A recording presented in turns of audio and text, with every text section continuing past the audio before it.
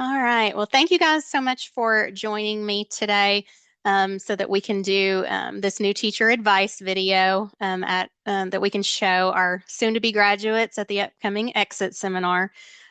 First thing I would like to do, if you guys could just go around and introduce yourself, tell us where you teach at, what grade level or and concentration area you teach in, and then how long you've been teaching. Yeah, hello everyone. My name is Paige Beardsley and I teach at Model Lab. This year I teach 8th and 11th grade US history and 12th grade civics, entrepreneurship, and financial literacy. And this is my second year teaching. Yeah. Hi, I'm Madison Parr. I also teach at Model Lab, and this is my first year teaching, and I am a second grade teacher this year. I'm Amanda Tipton. I teach at Daniel Boone Elementary in Richmond. I'm a music teacher, and this is my first year of teaching. Hi, I'm Brooke Atkins. It's also my first year teaching, and I am a PE health teacher at Georgetown Middle School.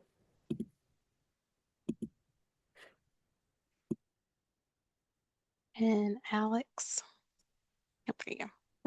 My name is Alex Bowman. This is kind of my second year teaching. I did full-time sub instead of student teaching last year.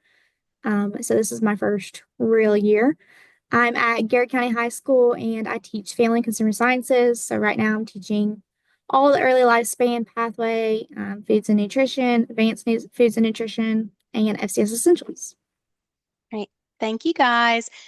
So these questions that I'm going to ask you are actually generated from the last few semesters of students telling me that this was what they would like asked of you guys. So the first question is, what is the most important thing you did on your first day as a new teacher?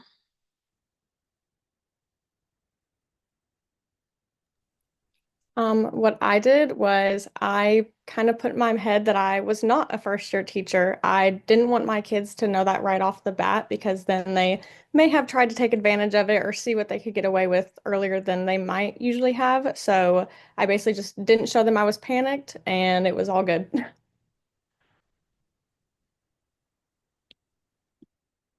Yeah, I would say the most important thing that I did, and I teach older kids high school, is to set expectations. We do lots of fun stuff and get to know yous and all of the things, but setting those expectations right off the bat because the older kids love nothing more than to take advantage of loopholes and rules and stuff. And so it is definitely not like the most fun part of the first day of school. Try to keep it light, but setting the expectations and then practicing them every single day until August or May. I can agree completely with that. I came in during October, so during the school year, so just setting those high expectations right away and then constantly going over them and reminding throughout, that will set you up just for a much smoother transition into the upcoming semesters. Yeah, I also agree. Setting expectations for things is like the key to the first day because the best thing that I did was we got out instruments that first day and started playing them so that we could establish what we did with those right away because otherwise it is mass chaos in an elementary music room. One thing that I did that's probably a little untraditional is I did not have assigned seats for my students on the first day of school. And this is like a blessing in disguise because you get to see who they sit by. And then after that first day, if you can already tell that they're not going to handle not having assigned seats, then you can purposely put them in assigned seats that you know they're going to be more successful in, and away from people that they're going to be chatting with. That's a good idea. So, talk to me about the essential elements in setting up your classroom. I'm upper, middle, and high, so I know it's a little bit different than elementary folks who your classrooms are beautiful and so fun. And I would say the same advice for high school. I tried to make my classroom also fun and put things on the walls. I think a lot of teachers that end up in secondary are like, oh, well, I have older kids. I don't have to decorate my classroom. So definitely do that. But something that I really tried to do and we'll do even more next year, is making my classroom functional. I'm working with limited space. I don't know what your classrooms will end up looking like, but mine is very small. And so really trying to maximize the space that you have and use it efficiently, and think through your classroom procedures and systems while you're setting up your classroom would be very helpful. Mine is a little bit more untraditional, just where I'm mostly in the gym. I have seats still for them. Those are just spots on the floor, which can feel a little bit elementary, but it has completely made things more efficient. They know expectations when they come on in. Also, just kind of letting them know, hey, don't touch the equipment. First day is just to aid in safety. What I did was I made sure I took it a very little bit at a time. I was very lucky and I got into my room pretty early. I had almost like a whole month to set it up. So I made sure that I didn't stay like all day, and I made sure I did little chunks at a time. But I also constantly reminded myself it's going to change so much throughout the year. My room looks completely different than it did in August, and it's only gotten better from there. A little messy at times, but even if I put something there, I didn't stare at it for hours trying to figure out if it fit there or not, because I didn't know what my kids would be like or how our room would function. So learning as I go. Yeah, for me, I also have kind of the non-traditional room setup, teaching music. The biggest thing that I needed was space for movement, because elementary music, we play a lot of games, we move a lot. So the entire back of my room had to be basically empty so they could move. But another thing that I put a lot of effort into is making sure that everything had a place, and then sticking to keeping it in that place so that the kids know where all the pencils are, the kids know where the coloring sheets are, they know where the rhythm sticks are, etc. And it paid off, because my student voice survey said that 50% of people always knew where everything was, and then like 30% were like, yeah, we usually know where everything is. So felt pretty good about that one. I think that you should be strategic in your placement of seats. Something that I have to work on because we have a small classroom when we're rearranging seats is making sure that nobody is turning their back to the board and that they're not blocked by other students in their pathway of vision. And also, like our students bring their backpacks to class with them. So they usually hang them on the back of their chairs, and that can also create like a blocked traffic pattern. So that's something you have to think of also. To add really quick to what Alex said, I last year, my first year teaching, had students in groups because I was like, this is what they tell us to do for collaboration and they should be working together. And I quickly realized that that's not what worked for my students or worked for me, but I felt like I had to do it. And so this year, my students are in rows and they collaborate just fine, and they are able to actually be successful and be efficient because I can stand behind them and see all of their screens at the same time, and no one can turn their back to me, like Alex said. So even if something seems like you should do it, think about the practicality in your classroom.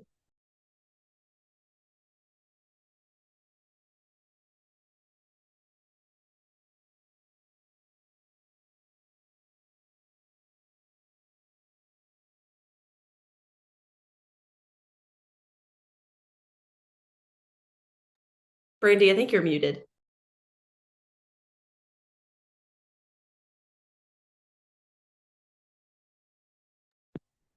Sorry. Cleo, can you hear me? Yes, I can.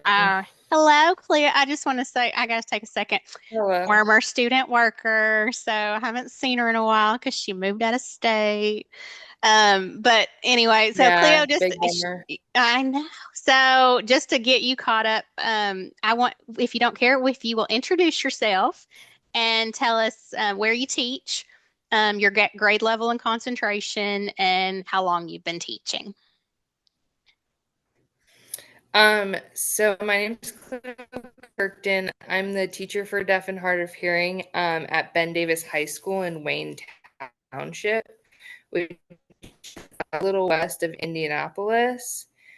Um, I am I do special ed, so I do a lot of resource time with the 10th through 12th graders, but I'm also a teacher of record for the All right. right, thank you.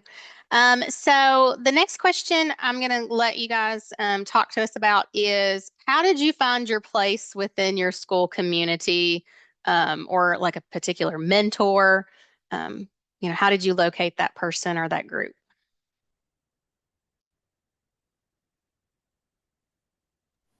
I can start us off because I actually, my previous placement before I'm at my current one, so from July to December, I was at Indianapolis Public Schools, and I was really struggling to find my place there. As in, I decided to move to a different district, and a big part of that has been finding my community and kind of partaking in those events and that kind of stuff. I think about a month to kind of figure out like what my schedule is going to be, like where I was needed, especially as the DHH teacher. I'm kind of like a floater. I'm not really assigned to a room. I just kind of figure out what was needed and what fit. And I'm at a really big school, so teachers. So I'm obviously not connected to everyone, but getting to know the special ed teachers over time.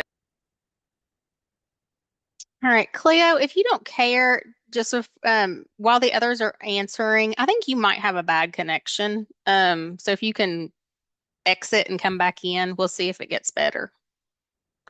All right, and whoever wants to go next.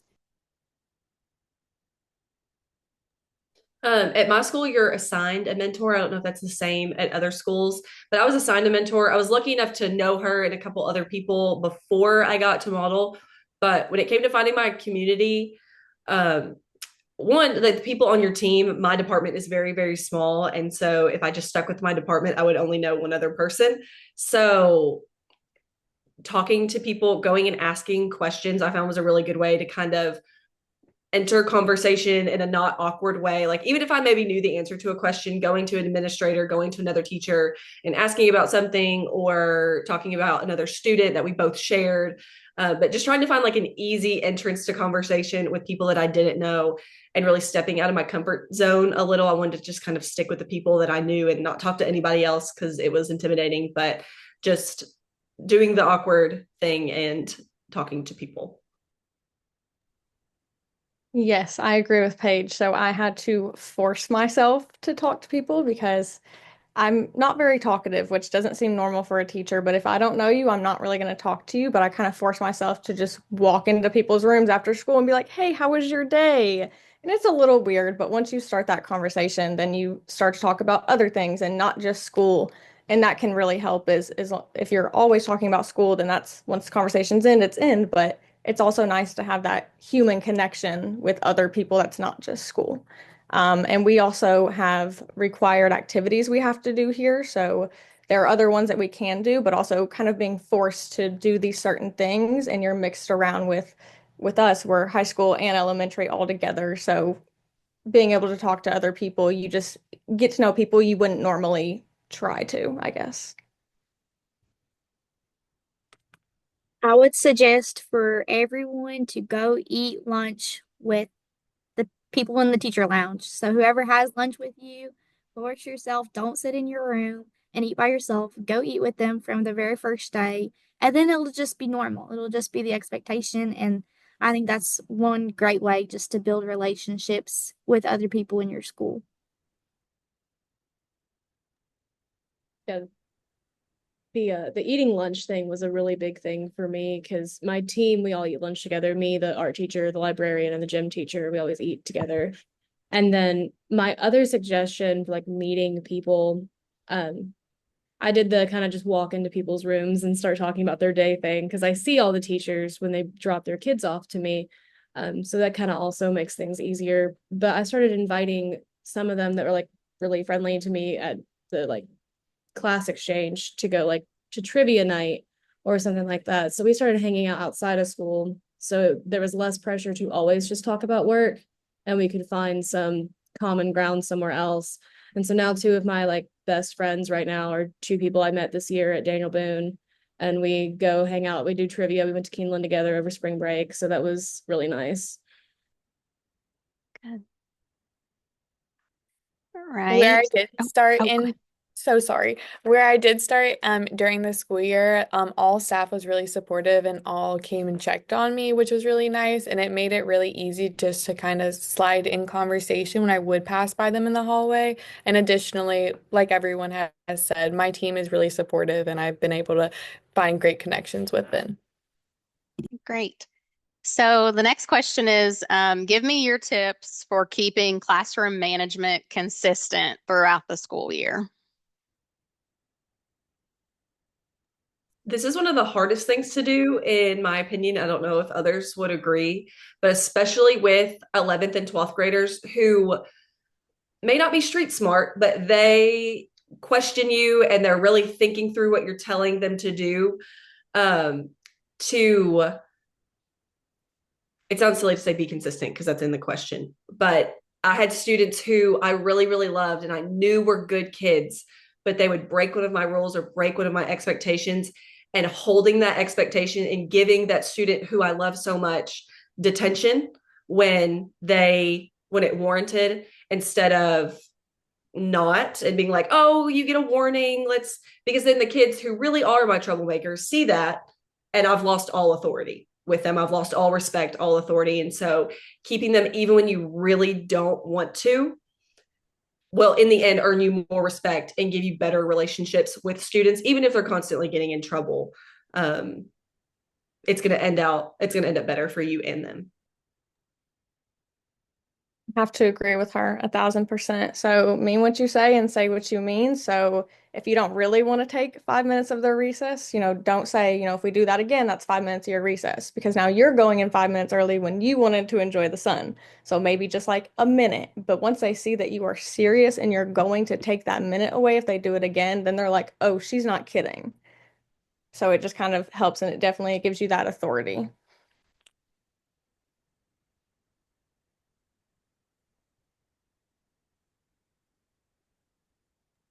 One thing that I always do is anytime we don't have school, like if it's a break or 3-day weekend or something like that, the day we get back, we always go over the expectations again. And that helps keep them consistent throughout the year, especially after Christmas break and after spring break, because they seem to like lose focus after those times. So just having them a reminder of what is expected of them also helps you kind of like keep your expectations high for them.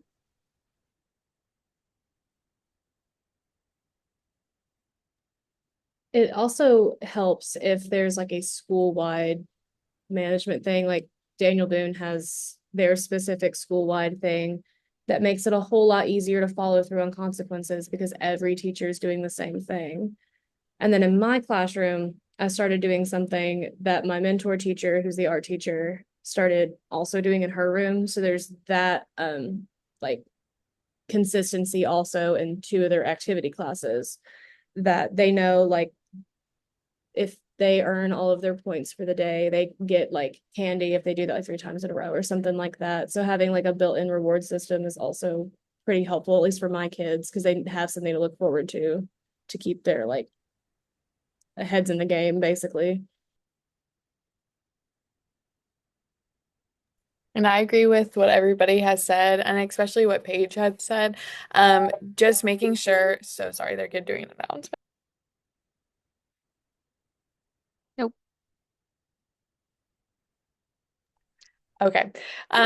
With that being said, just making sure that you don't have a gray area and you're kind of just stern in your ways, just so they don't feel leeway and that they are able to kind of just do whatever they would like to do. Perfect. Let's see. Cleo, are you back in?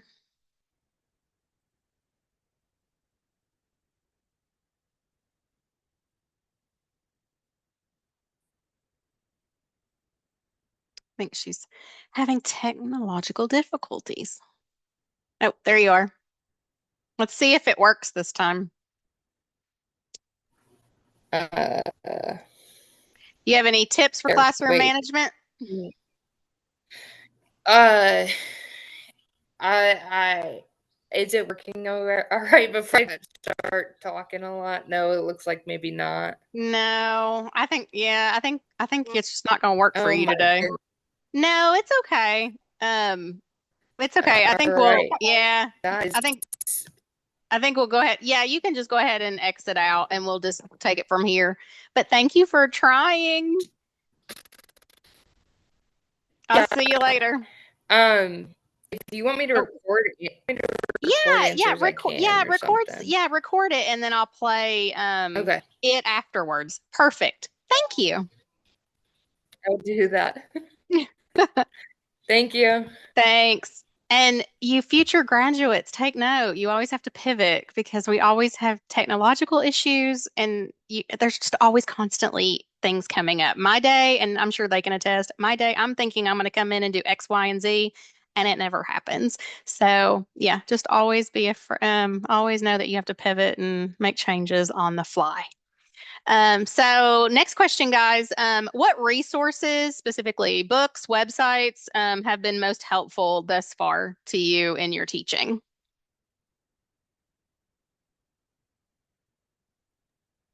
I know it's kind of a dirty word, but AI has been very helpful. Specifically, Magic School AI is a website that is super, super helpful.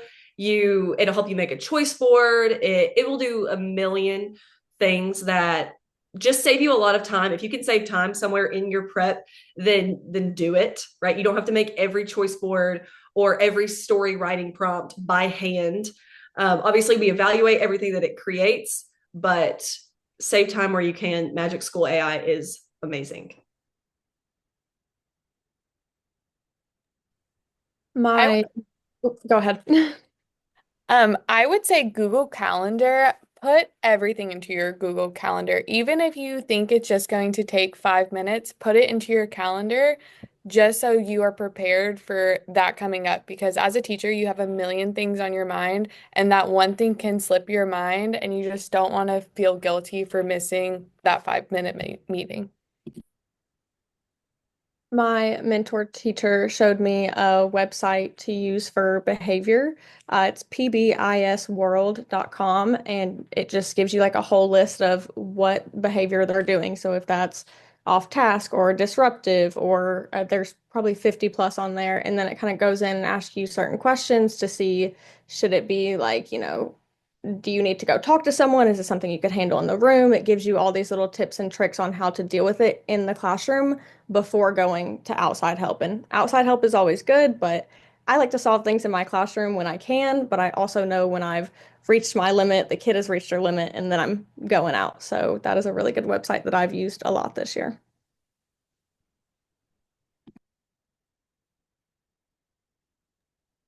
For me, Chrome Music Lab has been a big thing in my classroom because my kids all, like my older students, are all one-to-one with Chromebooks now.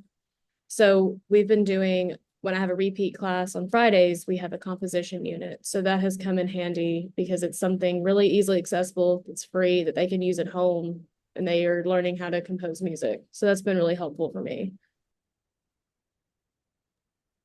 We use the Wheel of Names a lot in my classroom. It's kind of debatable because you have some students, that will never raise their hand if you don't call on them.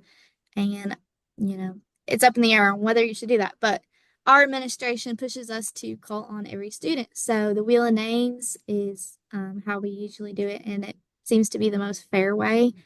And then another thing is if you are not familiar with Google Classroom, I think most schools use Google Classroom. We use Google Classroom for everything. So if you're not sure how to make assignments and all of that kind of thing, you should definitely go on there and practice before you get started. Learn how to schedule your assignments ahead of time. That is such a game changer because you can plan your whole week and not have to worry about it. Everything is going to post whenever the class starts. They can't work ahead, and it's a really good feature of Google Classroom. So next question, how do you adapt lessons to meet diverse learning needs while staying aligned with the standards?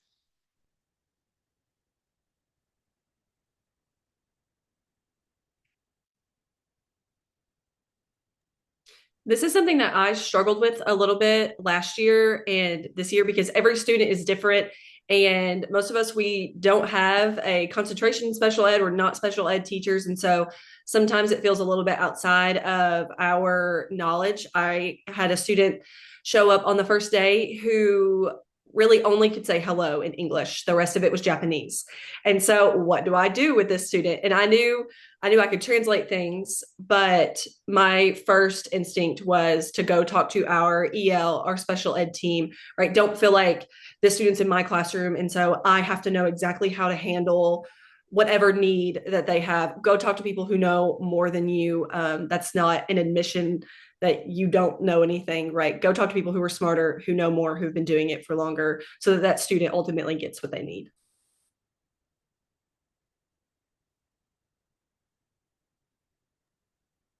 I just try to make sure that I know how my kids like to learn, because even though they may be struggling with the math concept, I don't necessarily want to go and just say, okay, well, here's half of the problems. You don't have to do the other half. And sometimes it is, fold the sheet, ignore the bottom half. Let's focus on the top. If they don't get to the back, that's fine. I just want to see what they know for this content. But just making sure I know how they like to learn. So if they have those manipulatives, if they have that visual, if they have the anchor chart to go with it right there at their desk, that could definitely help them learn without completely trying to change the assignment or make a brand new one for every single lesson for every single student would be too much.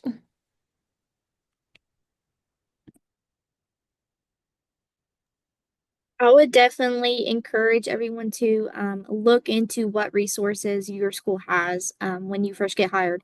Don't wait until you have an English language learner student in your classroom to figure out what you're supposed to do. And it kind of depends on the school, what resources they have. But, like some may have earbuds that translate in real time, and that would be a huge asset and something that you don't want to miss in the first few days of school. So looking ahead of time, also making sure that you are always reading IEPs and 504 plans and knowing what the expectations are for your students in their accommodations.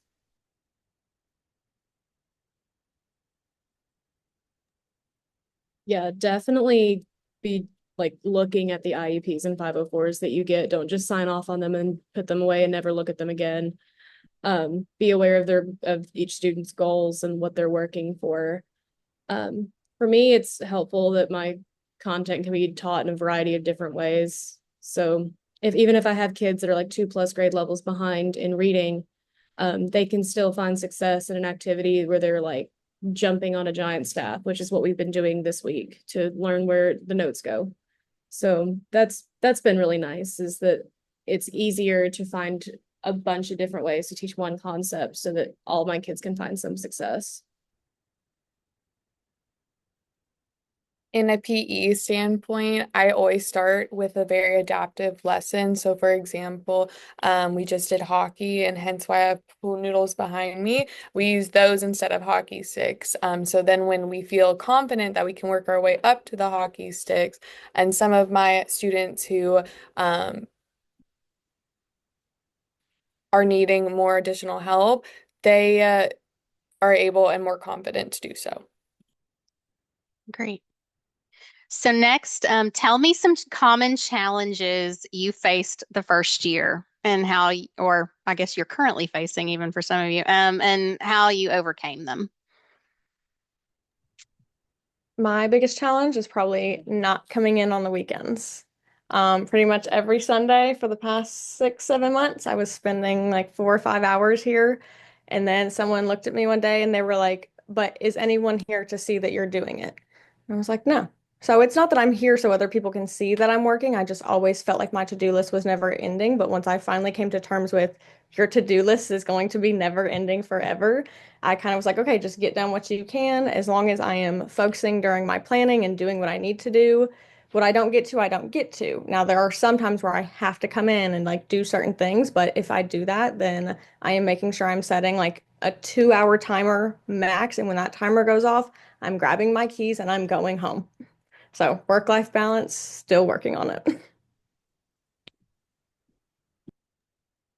My biggest challenge, hands down, last year, my first year, and still not perfect this year, but I learned from my mistakes.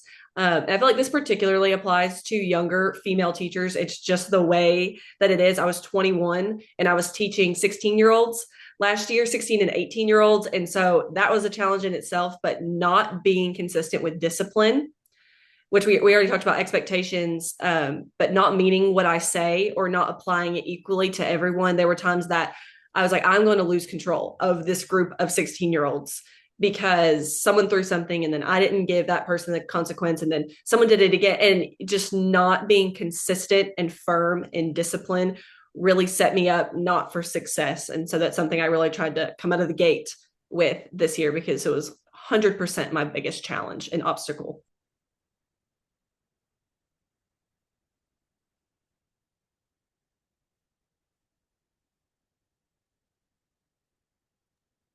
Honestly, my biggest challenge doesn't really have much to do with the classroom, but for the last 2 years, my challenge has been the paperwork, something that we never learn about. We never learn about the paperwork, and you really can't teach it because it's going to be different for every school district that you go to. And it's going to be different for whatever you teach. So, like as the elementary school teacher, you may not have that much paperwork. If you are going into CTE, prepare yourself because it is like loads of paperwork that you didn't know is coming and you don't know how to fill it out and it comes back with like red ink all over it and nobody really knows how to fill it out right. So my biggest suggestion is to ask questions. It's okay to be wrong and not know what you're doing. And then just make yourself a cheat sheet on what you are supposed to fill out for everything. And when you're supposed to submit it and all of that kind of thing. I think the biggest challenge for me has been um, knowing how to manage really severe behavior incidents. So not your regular talking and disrupting class, but you're like fighting, punching, kicking, choking students has been a big like challenge this year because that's not something that's really easy to teach because it's like every kid is different and something that might set one kid off and send them into a massive fit down the hallway for 40 minutes is something that another kid might not think anything about. So just learning how to manage that. And the biggest thing that's helped me with that is just going down to where our sped rooms are and talking to the resource teachers and going, what do I do for X student? What helps them? What sets them off? And like, how can I best get a hold of you if I need you in my classroom? So having that relationship with the sped department has really helped with that kind of surprising aspect of elementary school teaching. I would have to say when the gym is in use, having to pivot in what we are going to do. I've tried the cafeteria, I've tried outside, I've tried the library, and just where it's my first year, I'm still learning as a teacher too. And just seeing which works best because one area might work great for my 25 size class, but not good for my 39 student size class. So just finding that middle ground. So, Madison, I think you kind of already spoke a little bit to this. So I want you guys to share with me your best tips for working smart so that you establish that work-life balance as a new teacher.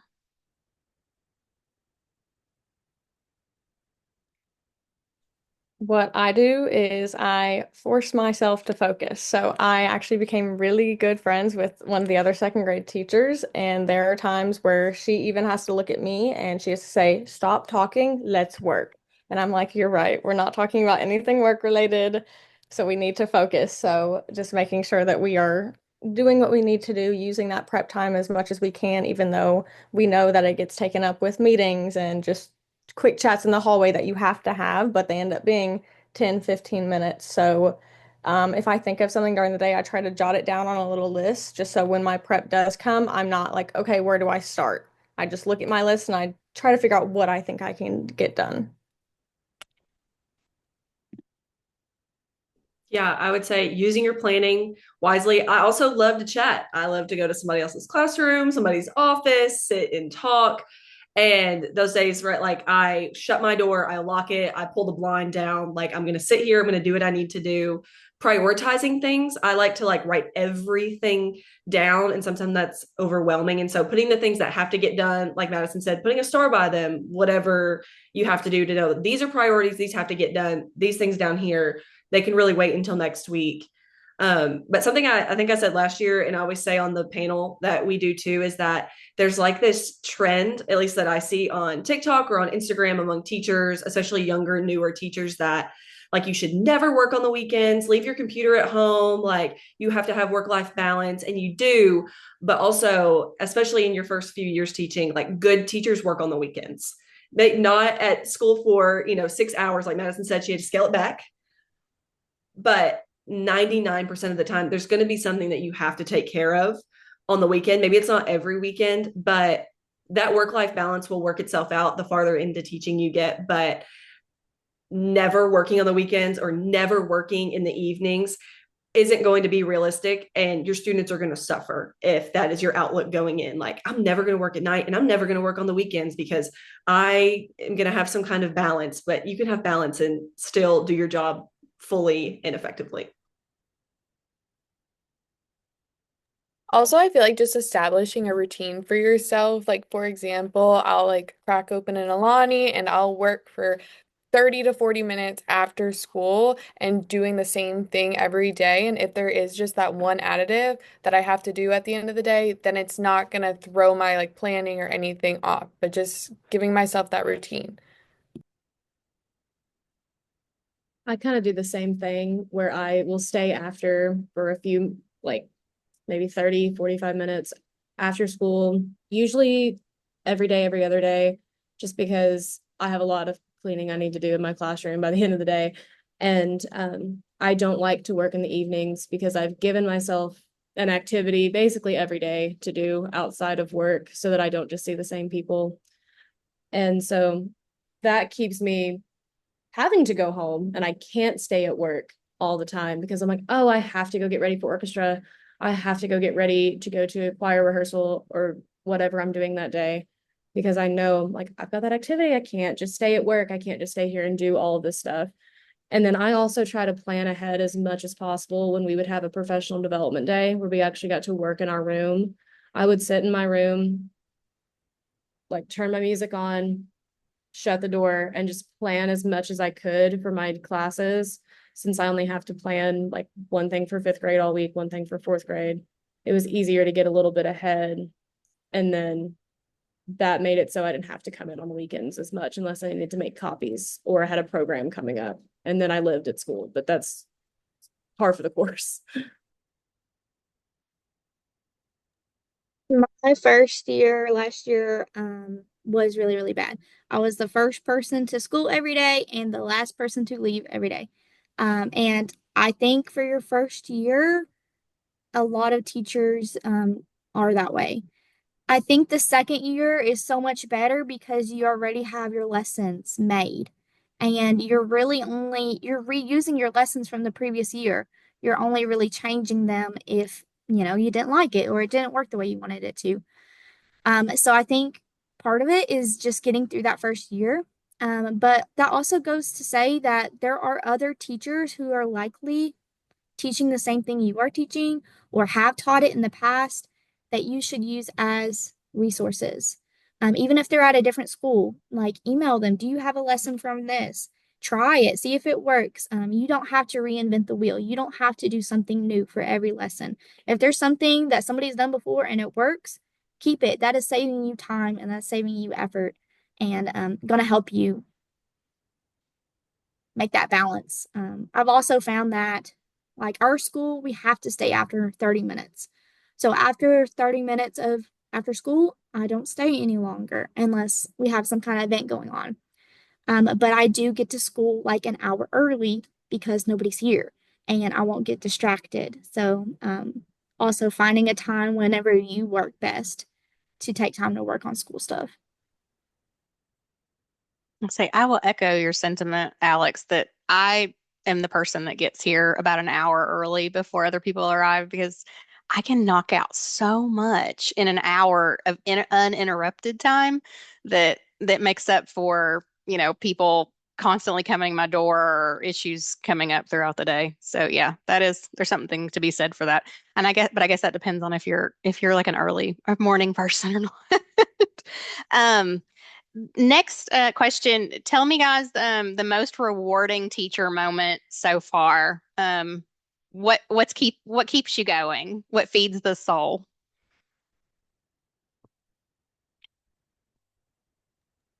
I have two. So one is the light bulb moments when you've been trying so hard to get something across to them and it finally clicks and you can see it and you're like, I taught them that. I did that. They learned something. Okay. And the second is when they just come and tell you something. And I know sometimes they tell you the most outlandish things, but I have one who just moved. She moved from another school last year because she just wasn't being seen the way she needed to be seen. And her mom this year has just made me feel like I really made a difference in this little girl's life. And I thought, my first year teaching, it's going to be a mess. I'm not going to get through to the kids. I won't make a connection. And with her, she's my little Velcro buddy. She's right there with me at all times. So seeing that I am actually making a difference in these kids' lives is pretty rewarding, I'd have to say. Yeah, I would say the same, that the relationships, especially with older kids, um, it's super special. Even if maybe they didn't love you the first year, but now they're getting comfortable, right? Just having students that, like Madison said, even the big kids, even the 18-year-olds, they come up and they want to tell you something. They want to ask if you like their prom dress, or they want your advice on what have you. But just when students engage me in conversation like that and they want to know my opinion on something, or they're excited to tell me something, like a student came up to me today and was excited to tell me he hit a home run in his baseball game last night. Like, it's stuff like that that really, like, okay, I'm going to get up another day and I'm going to come back to the school building and I'm going to do this, because they are so worth it.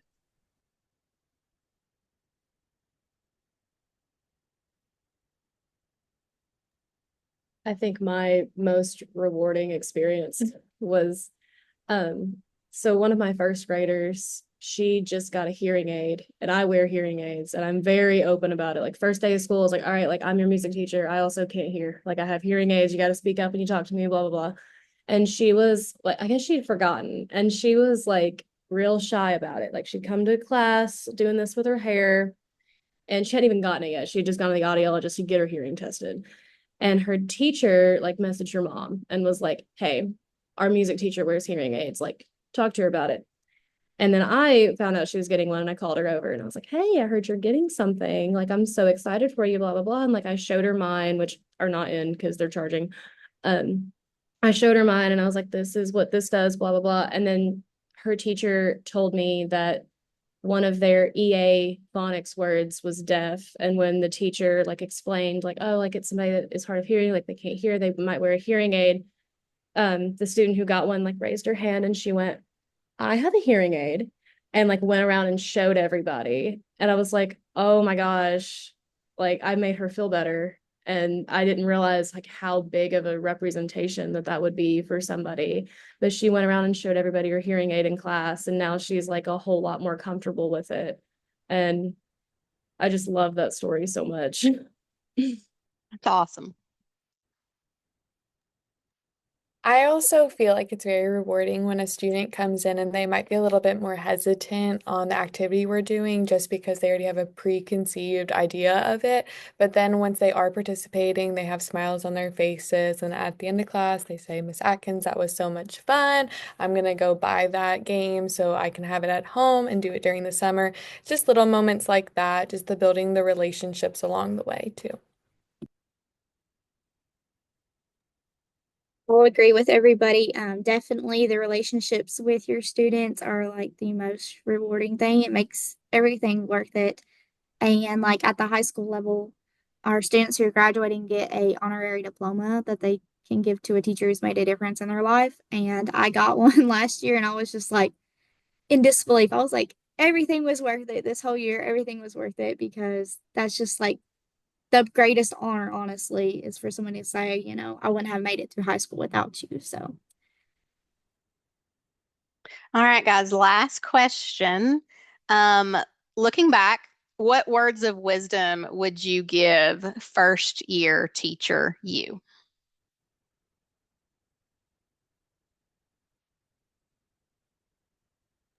It's okay to be worried, and that's because you care. Be kind to yourself. You are not going to get everything perfect. To sorry. I would say to be positive. I think it's really popular, especially on social media, to like be very negative about teaching. I mean, you'll even end up with some teachers in your building that seem like they have never enjoyed a day of their job in their life. But just being a consistently positive person, being a positive teacher, students can really, they can feel when they think you don't enjoy your job or don't enjoy them. And even maybe if you're not enjoying them that day, just telling yourself over and over, you know, that this is what I'm meant to be doing. I love my job. I love my students, and just kind of practicing positivity because sometimes it's a hard thing to keep. Don't be afraid to ask for help. Like, it doesn't matter what you're doing. Don't be afraid to ask for help. It is so important. year two will be so much better. If I could have went back and just told myself that over and over in year one, I would have been like, okay, I'm going to make it through and be more reassuring that year two. So for all of you first year teachers, year two is so much better. All right. Thank you guys so much for like spending this close to an hour with me answering these questions so I can share this with our upcoming grads. Again, I really appreciate it, and I will talk to you soon. Thank you. Thank you. Bye. Bye.